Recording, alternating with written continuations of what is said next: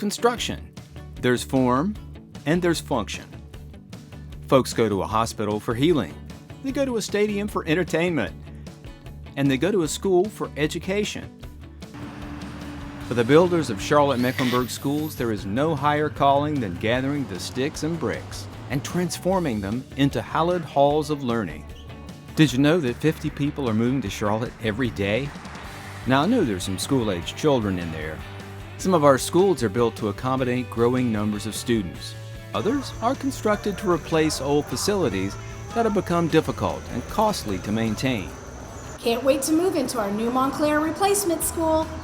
Most of our school construction is funded through bonds that are approved by voters and then issued by the Board of County Commissioners. Let's look at some of the 2017 bond projects. The Collinswood Language Academy, built in 1959, will be replaced by a 63-classroom facility on Tyvola Road. Doors opened in August of 2020. Harding High School looks forward to a major addition, a new gym and a new kitchen. Look at the size of that freezer and the quality of the parking lot enhancements. The gym, kitchen, and other enhancements will be ready in January of 2021. The Charlotte-Mecklenburg Academy, a brand new facility for special needs students, opened this fall, funded by the 2017 bonds.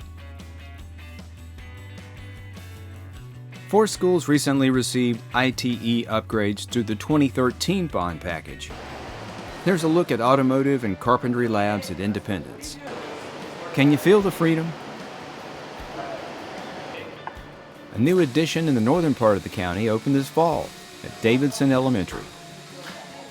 It was also funded by the 2013 bond package. Davidson is now a PK through 8 school. Philip O'Berry has a new athletic field, complete with an AstroTurf surface.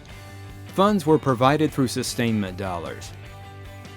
These schools are scheduled for replacement thanks to the 2017 bond package.